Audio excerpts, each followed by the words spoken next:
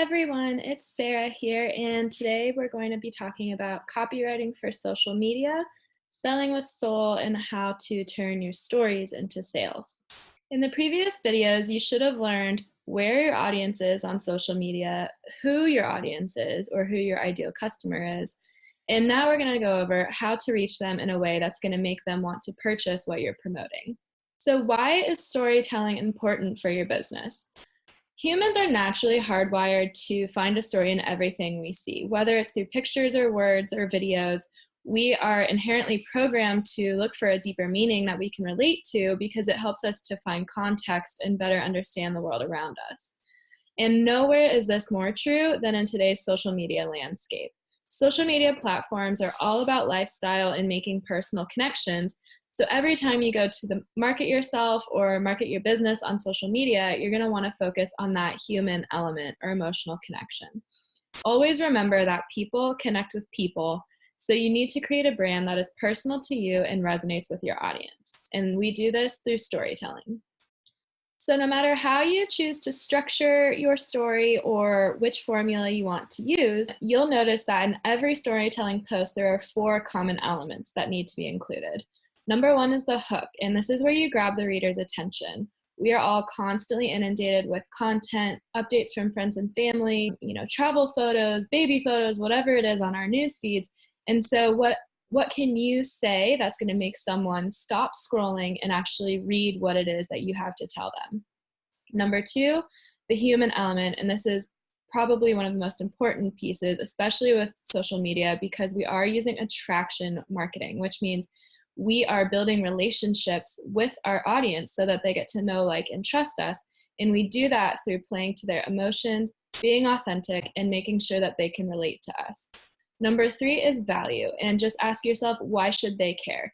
When you're writing a post, you should always be able to answer, what value am I providing? Why should someone care about this? And finally, a resolution or a call to action. So what do they do now? Do they click a link? Do they contact you? Do they leave a comment? You need to give them that next step. So now we're going to go into 10 formulas that make storytelling a breeze. Now, there are tons of copywriting formulas out there, but I just picked my top 10 favorites. But before we get into that, I just want to remind you that just like anything else in your business, it's so important to be intentional with the way that you're going to go about creating your compelling stories. You might be asking, is it really necessary to have a formula, write things out, have a good structure? And the answer is yes, because A, it helps you be intentional. You don't want to just, spend all this time writing a story that isn't going to actually connect with someone and isn't actually going to convert them into a potential lead or sale. So don't make it harder than it has to be. I don't want anyone having to reinvent the wheel here. So utilizing one of the following copywriting formulas work for you is going to be the most productive way to get your writing done, because this can be a pretty time-consuming process if you don't have a structure or a baseline to start from, and it'll just make you a more efficient writer. So creating content for all your social platforms, emails, videos, things like that will be much easier because you're going to have this given formula that you're going to follow, and you're going to know what works, and your time isn't going to be wasted trying different things. So test a few of the following formulas out and see which ones will help turn your content into a captivating social media story. So first we have the 3-act structure. Now this is one of the oldest and most straightforward storytelling formulas, and I'm sure you may have seen it before. So it's made up of 3 pieces. The setup, which is where you set the scene, and this is your hook, where you want to grab people's attention. Then there's confrontation, where you present a problem and build up on that tension, and a resolution, where you resolve the problem. So in this example from Bench.co, which is an online bookkeeping company for small businesses, they introduce us to Emily, who runs her own small business and is very passionate about her business, so she enjoys every moment of it. So that's the scene. But then, apart from the bookkeeping, financial statements, and taxes, so there we present a problem. But she doesn't have to do them herself. So there is a resolution, and the call to action would be to click on the link below. Second, before-after bridge. In this formula, you first set the stage of the problem that your audience is likely to experience, and this is ideally going to be a problem that you or your product is able to solve. Then you will describe a world where that problem doesn't exist, and then explain how to get there And again, ideally by using your product or service. Before, describe the world with the problem. After, imagine what it's like with the problem solved. In bridge, here's how you can help them get there. And the bridge always needs to relate back to what it is that you can do or provide for them to get them to that ideal situation. So here's an example from Canva. Creating great social media images takes time. Imagine taking only 15 minutes to design one. With Canva, you can make stunning graphics in just a few clicks. So the before is creating great social media images take time, which can be a burden if you own your own business, and we all know that. Imagine taking only 15 minutes to design one, which would be appealing to any small business owner. Now the bridge, with Canva, you can make those stunning graphics with a lot less time. Number 3 is problem, agitate, solve. And this is actually pretty similar to the before after bridge formula. However, the difference is instead of presenting the after, you're actually going to intensify the problem, ideally using emotional language, because again, we want to pull to that human element in their emotions. And then you finally solve the problem by offering your product or service. So describe the problem, agitate the problem, solve the problem. And here's an example from Zoom. Video calls aren't always fun. Distracting background noises, no video images, and poor connection, unless you're using Zoom. So the problem, video calls aren't fun. There's all these distractions. Sometimes the images aren't clear. There's poor connection. And then solve the problem, use Zoom. Number 4 is the 4 C's. So think of this as more of a checklist rather than a formula. So what you want to do is when you're writing out your story, you want to go over the copy and then make sure that none of the C's are missing, weak, or vague. Number 1, is it clear? Is what you're trying to say making sense, or are you maybe saying one thing in the beginning and then explaining it in a different way in the middle and then a different way again in the end? You want to make sure that you have a very, very clear message and it's easy to understand what you're trying to say. 2, is it concise? When you write out the post, go back over it and think about, is there a way that you could possibly write this using fewer words? Is it compelling? Is it going to make someone want to take action? And is it credible? Are there testimonials, results, anything like that that you can use to build credibility for yourself? Here's an example from Kevin Lee, and this is on Twitter, so obviously it would be really, really concise, but you still get the picture. So remember everything, even your nephew's birthday. Try the web's most popular to-do list. It's very clear. They're talking about how to remember everything that you need to do. It's clearly very concise because it's on Twitter. It's compelling because we're all so distracted by all the things that we need to do all the time that sometimes we can forget important things like family members' birthdays. And then is it credible? He says it's the web's most popular to-do list. So that builds credibility. Now, number 5, Simon Sinek's Golden Circle. So Simon Sinek gave a TED Talk several years ago explaining that great companies like Apple was the example that he used. Apple inspires people, and they have succeeded so much because they use this Golden Circle formula. The Golden Circle formula is all based on the all-powerful why. So you always want to start with your why. Why does your product or service exist? And when you go to create your business or create your brand, your why should elicit some sort of an emotional connection to you. So when you talk about your why, and when you talk about your why in your stories, you want to make sure that the emotional connection you have to it is relatable to your audience as well. And then how will your product or service help achieve your why? And then what does your product or service provide that fulfills the why? So in this example from Basecamp, you can't see it because of the video, but they say that they want to do everything they can to help you achieve work-life balance. So that's their why. Work has a way of encroaching. Work calls on Friday at 9 p.m. or pings on Sunday at 6 p.m. as you're sitting down for dinner with the family. It's time to take a stand. They're pulling to the audience's emotions. They're making it relatable. Someone is going through something like this. They're going to read that and say, yeah, I'm so sick of that happening. And then they're going to keep reading because they have now related to what Basecamp is saying. They know and they like and they trust them. And so now they're more likely to take action on whatever it is that they can recommend. So the what is we've built a feature into Basecamp 3 we call Work Can Wait. So then the call to action would be to click the link and sign up for this new feature. Okay, so number 6 is David Lieber's formula. Now this is a pretty basic one, but it works really, really well because it does tug a lot on those emotions and really incites people to relate themselves to you because you're going through your pain points. You're being vulnerable and you're being authentic. So first you introduce the character. Then you bring the story to its lowest point, describing how things went terribly. So if this is you and it's your personal brand and you're talking about your own limiting beliefs and your own struggles, that'll immediately build trust within your audience because they're saying, wow, I've gone through that too. They're feeling like they can relate to you, and they're feeling like you're a real person that they can, talk to and know and like and trust. And then at the end, you want to turn it around and describe how things improved and give it a happy ending. So how did you change your situation? What did you use to get to where you are now? Because you already have people relating to you because you've been vulnerable and you've shown them all the struggles that you've had.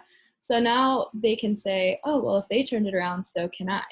So now you see, as you're building these relationships and the more people know and the more they like and the more they trust you, the more likely they're going to be to purchase whatever product or service that you have to recommend. So in this example from Airbnb, they say Jane was an accountant for 20 years. During the recession, she lost her job and her company went bankrupt and she couldn't find a job for months. What started as a much needed way to stay afloat became a new way of living. Airbnb connected her with the world and inspired her to become a tour guide, sharing the wonders of her cities with visitors from around the world. So the character is Jane, and we know she was an accountant for 20 years. The low point, she had this really stable job. She did this for 2 decades, and then she just lost the job during the recession and needed to come up with some way to stay afloat. And through Airbnb, not only did she figure out how to turn her financial situation around, but she also turned her lifestyle around and got a whole new job that is really fulfilling by giving visitors tours of her city. Okay, number 5, and this one's actually one of my favorites. It is the 5 basic objections. So in this one, you're pretty much tackling everyone's excuses before they even have a chance to feel any doubt. So you may not be able to tackle all 5 of these, but when you're writing your content, you want to make sure that you're addressing as many of them as possible. Number 1, I don't have enough time. I don't have enough money. It won't work for me. I don't believe in you. I don't need it. And obviously there's many more excuses that people can come up with, but these are usually just the most common 5. And this is a Facebook post by an online business coach that I wanted to show you guys because I thought she did a really great job of addressing her audience's excuses and concerns before they even have a chance to feel skeptical or feel any doubt. First of all, she has a fantastic hook. I like big butts, which made me stop scrolling and see what the heck is she talking about. And then she goes into addressing every single one of the concerns that her audience is feeling. So I want to join the group program, but I'm short on funds, but I don't have enough time, but I don't think I have a clear enough vision. I'm afraid I'm not smart enough. How can I be sure I'll get results? So she's adapted this for her specific audience's pain points and excuses. And then in the rest of the post, she goes through and addresses every single one of them. She relates to her audience and tells them that she felt the same way too. And then she shows them how she turned the corner. She still hired a coach even though she was short on funds. And that turned her whole business around and her financial situation. All right, the next one is the cliffhanger or open loops. So people need closure, and when we don't get closure, we get anxious, which motivates us to do whatever it is that we can to find out what comes next, which in our case would be to either keep reading or click a link to learn more, comment below, send you an email. And this is also one of the biggest, most proven strategies in filmmaking and TV. I'm sure all of you have, at one point or another, been watching a show and had, a crazy ending, and you're like, well, maybe I'll just watch one more. So it works pretty much the same way with your stories on social media. So the first one from Kevin Lee, how losing our biggest client led to our biggest month in sales. Obviously that elicits a lot of curiosity. How can you lose a huge client and then have your biggest month in sales? So you would definitely want to click to learn more. And then this Facebook post here is from a business coach, and she talks about how she had a $36,000 group program launch, and she didn't plan it. She didn't have any sales funnels. She didn't have a big email list. She didn't have to do any sales calls, and wants to show how she did it and how it's possible for everyone in her audience as well. So I would definitely want to click to learn more about that too. All right, number 9 is the story spine. So this was actually created by a professional playwright and improviser named Ken Adams. And what it does is the formula introduces a situation, describes what the usual routine is, presents a turn of events that disrupts that routine, and then explains how the people or individuals overcame it and how things have changed since. So this is also known as the Pixar formula because it's used a lot in movies. This is pretty much the basic plot line for every big screen movie that you've seen. You know, once upon a time, there was so-and-so. Every day, so-and-so did this until one day something crazy happened. And because of that, now they do this. And ever since, their life has been amazing. In this example, they say, Buffer is a fully distributed company with team members all around the world. To keep track of who's on leave, they created a shared Google Calendar where team members can add their vacation date. Right here, they have set the scene, they've described what's going on and what their normal day-to-day routine would be for team members who want to go on vacation. In 2016, the company grew more than 3 times to almost 100 people, and the shared calendar system broke. So here is the turn of events that disrupts their normal routine. Now, it's a struggle to find out who's away and for how long. They needed a better system that can handle the growing team. After trying several solutions, they found Timetastic. Now requesting and tracking time off is a breeze. They even know who's away from within Slack by using the Slack integration to pull the information in. Here's to a better work-life balance. So they describe what they use to overcome the situation and how things have changed and things have been so much better ever since then. Now the last one is Star Chain Hook. And this is another fairly basic one, but very, very effective. And the key element of this formula is the chain, because it takes the audience from being interested to being attentive. So the star is your product or service. The chain is a series of facts or sources, benefits, or reasons. And then the hook is the call to action. And the way that it's structured, whether it's for star chain hook or hook chain star, that doesn't really matter, but you just want to make sure that you have those 3 elements. So in this first one, 0 emails, an empty to-do list, free time, how the business world's best get things done. The product or service and the call to action are both kind of combined because it's in the link at the end. However, you can see the chain builds up from interest to attention.